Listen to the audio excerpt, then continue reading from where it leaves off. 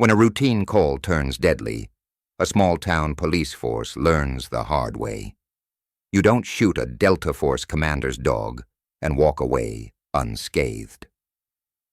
The sun dipped below the horizon, casting a golden hue over the quiet suburban neighborhood of Maplewood.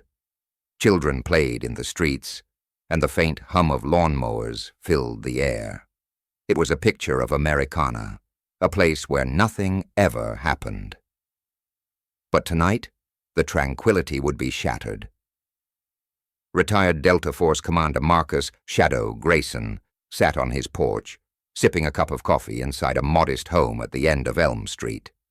His loyal German shepherd, Rex, lay at his feet, ears perked up, always alert.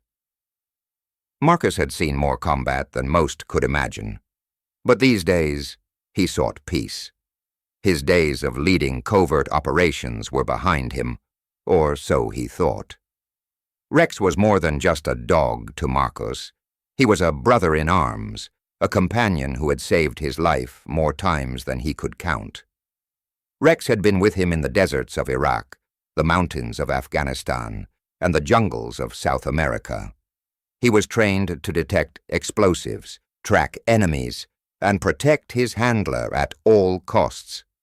But here in Maplewood, Rex was just a dog, a beloved pet who enjoyed chasing squirrels and lounging in the sun. The sound of sirens pierced the evening calm. Marcus's instincts kicked in immediately.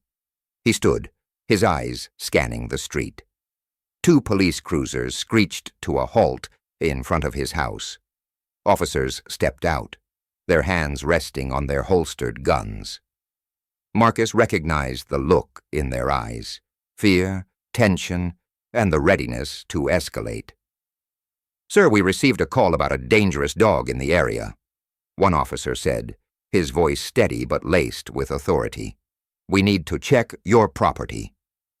Marcus raised an eyebrow. "Dangerous dog? You mean Rex? He's harmless unless you're a squirrel." The officers exchanged glances. "We have to follow protocol, sir. Step aside." Marcus's jaw tightened.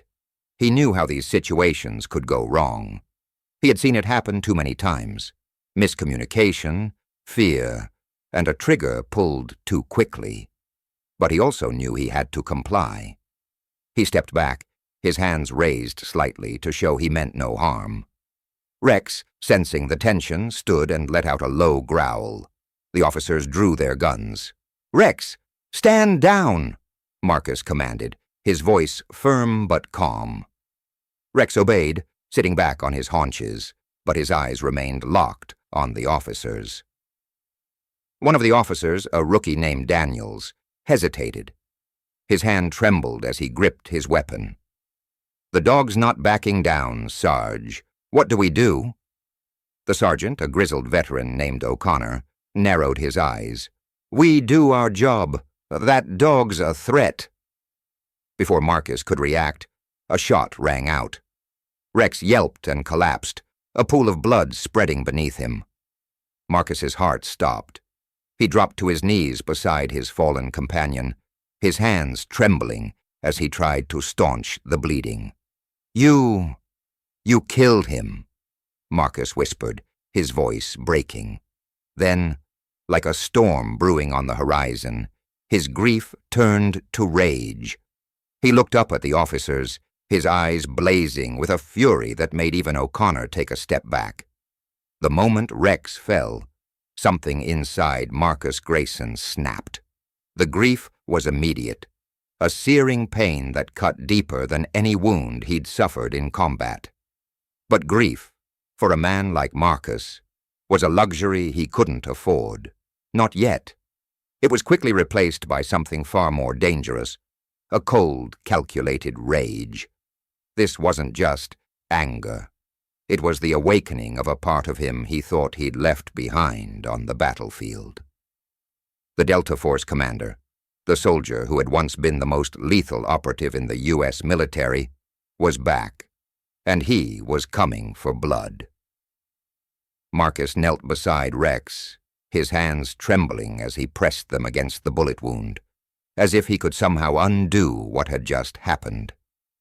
Rex's breathing was shallow, his eyes locked on Marcus, filled with trust even in his final moments. And then, with one last whimper, Rex was gone. Marcus closed his eyes, his jaw tightening as he fought back the storm of emotions threatening to overwhelm him. When he opened them again, they were no longer the eyes of a retired soldier seeking peace. They were the eyes of a predator. The officers stood frozen, their guns still trained on Marcus, but they were no longer in control of the situation.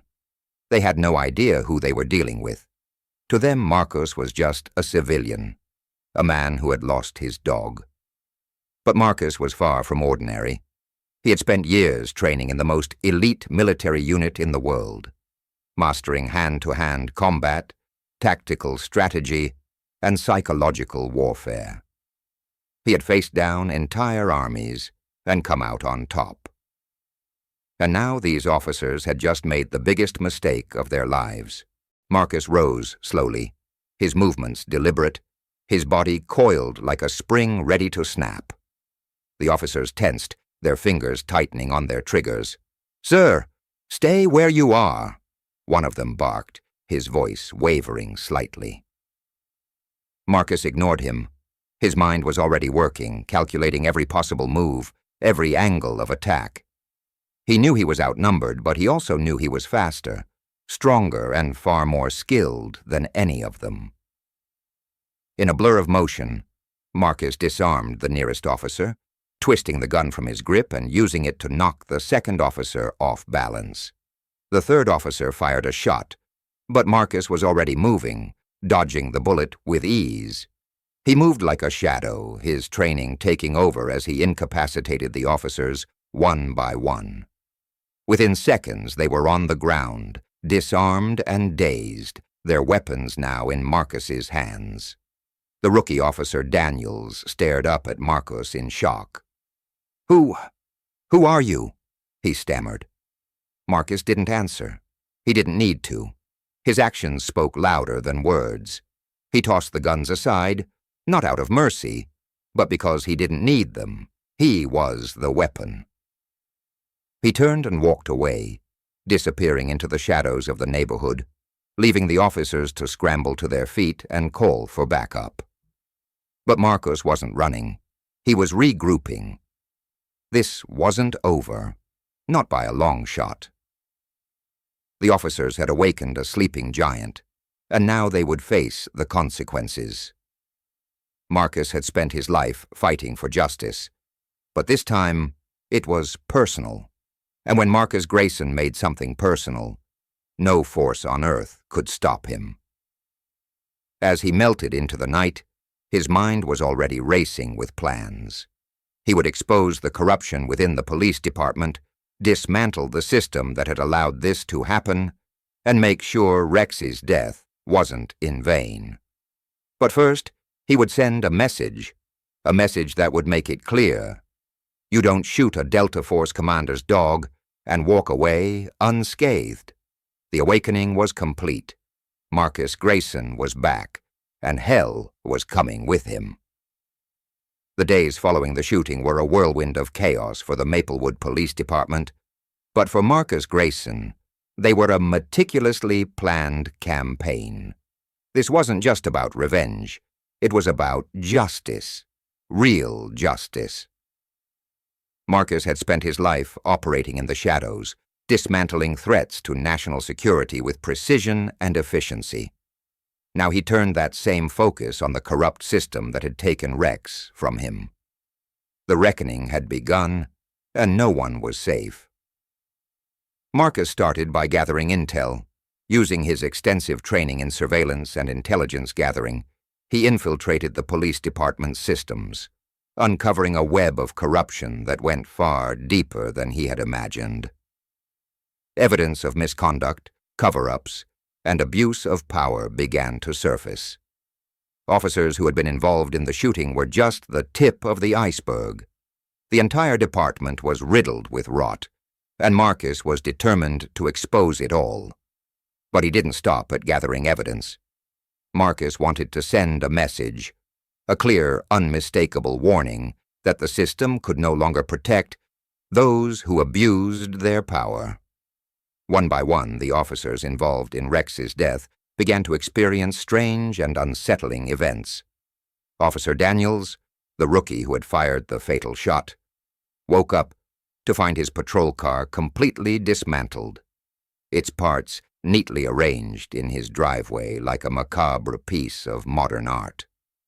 Sergeant O'Connor, the grizzled veteran who had given the order to shoot, returned home to find his house vandalized, the words "Justice for Rex" spray-painted across his front door in bold red letters. Other officers found their personal lives unraveling. Anonymous tips led to the discovery of hidden bank accounts, illicit affairs, and evidence of bribery. Internal affairs was flooded with complaints, and the media began to take notice. The once respected Maplewood Police Department was now under intense scrutiny. Its dirty laundry aired for the entire world to see. Marcus operated like a ghost, always one step ahead of the authorities. He used his training to evade capture, leaving behind just enough evidence to keep the investigation alive, but never enough to be caught. He wasn't just targeting the officers, he was dismantling the entire system that had allowed them to act with impunity. And with each move, he sent a clear message. No one was above the law. The community, once divided, began to rally behind the cause. Protests erupted outside the police station, demanding accountability and transparency. Local leaders called for an independent investigation, and the pressure on the department became unbearable. Officers who had once felt invincible now lived in fear, looking over their shoulders, wondering if they would be next. But Marcos wasn't done. He knew that exposing the corruption was only half the battle. The system itself needed to change, and that required more than just fear and intimidation. It required a reckoning, a moment of truth that would force everyone to confront the consequences of their actions. That moment came when Marcus leaked a series of damning recordings to the media. The recordings, obtained through hidden microphones and surveillance, captured officers discussing illegal activities, making racist remarks, and bragging about their ability to manipulate the system. The public outcry was immediate and overwhelming. The chief of police resigned in disgrace, and several officers were arrested on charges ranging from corruption to assault. But Marcus's final act of reckoning was reserved for Sergeant O'Connor, the man who had given the order to shoot Rex. Using his skills in psychological warfare, Marcus manipulated O'Connor into a confrontation, luring him to an abandoned warehouse on the outskirts of town. O'Connor, desperate to end the nightmare, walked right into the trap. Inside the warehouse, Marcus confronted O'Connor, not with violence, but with the truth. He played back the recording of O'Connor giving the order to shoot Rex, forcing him to relive the moment that had started it all. O'Connor, broken and defeated, could only listen in silence as Marcus delivered his final verdict. "You thought you were untouchable," Marcus said, his voice cold and steady. "But now you'll face the consequences of your actions. Not because of me, but because of the system you thought would protect you. That's the difference between justice and revenge." As the sound of approaching sirens filled the air, Marcus disappeared into the shadows, leaving O'Connor to face the consequences of his actions. The reckoning was complete, but Marcus knew the fight for justice was far from over. The system had been exposed, but it would take more than one man to change it. Still, Marcus had done his part. Rex's death would not be in vain. And as the sun rose over Maplewood, casting its light on a community forever changed, one thing was clear. The shadow of justice Marcus Grayson had cast would never be forgotten. The police department was in chaos, Internal Affairs was investigating, the media was circling, and the public was demanding answers. O'Connor, now suspended, knew he had to end this. He tracked Marcus to an abandoned warehouse on the outskirts of town. Inside, Marcus waited, his face calm, but his eyes burning with intensity. O'Connor entered, his gun drawn. "It's over, Grayson. You can't run forever." Marcus stepped into the light, his hands empty. "I'm not running. I'm waiting." O'Connor hesitated. "Why are you doing this? Over a dog?" Marcus's voice was cold. "Rex was more than a dog. He was family, and you took him from me. Now, you'll pay." The two men faced off, the tension palpable. O'Connor fired, but Marcus dodged the bullet with ease.